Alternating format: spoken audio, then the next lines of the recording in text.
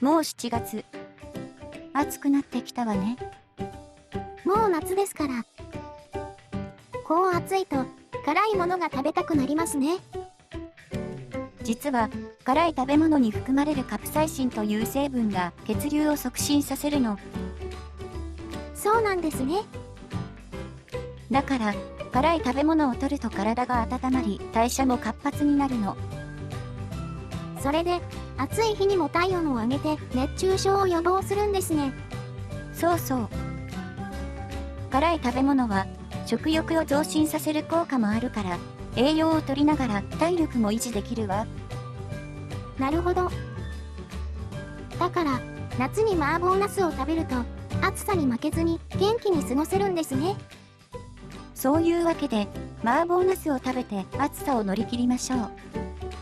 材料はこちらです。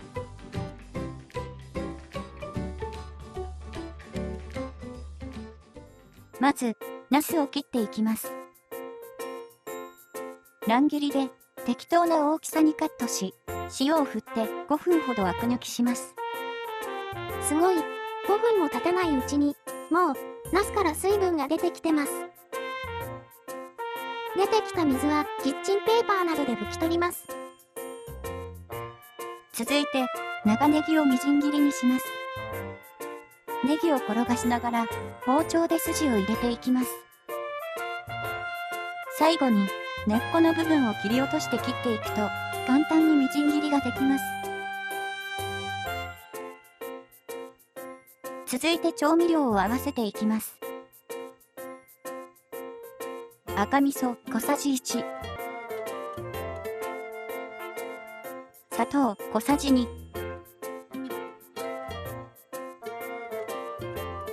醤油小さじ1、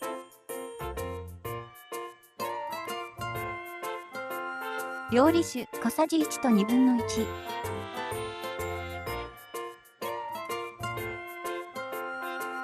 生姜のすりおろし小さじ2、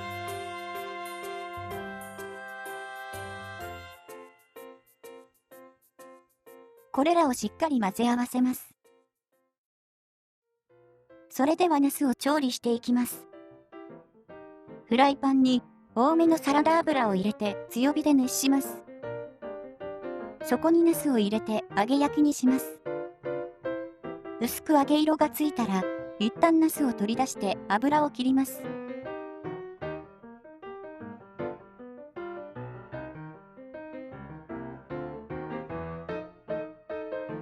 次に、フライパンにごま油大さじ1杯を入れ強火で熱します。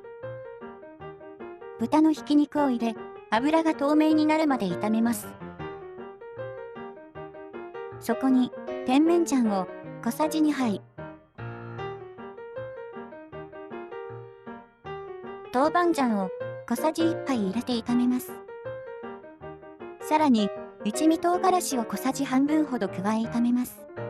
かなり辛そうな色になってきましたね。最後に合わせてあった調味料を加えます。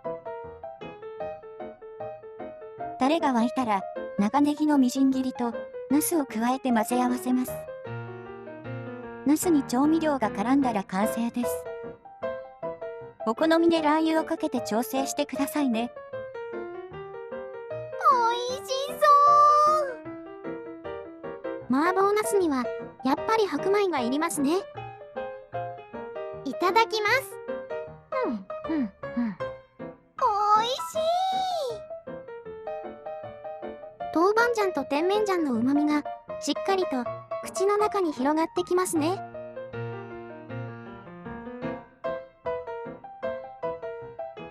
最後までご視聴ありがとうございました。よろしければチャンネル登録と高評価、コメントをしていただけたら嬉しいです。また見てくださいね。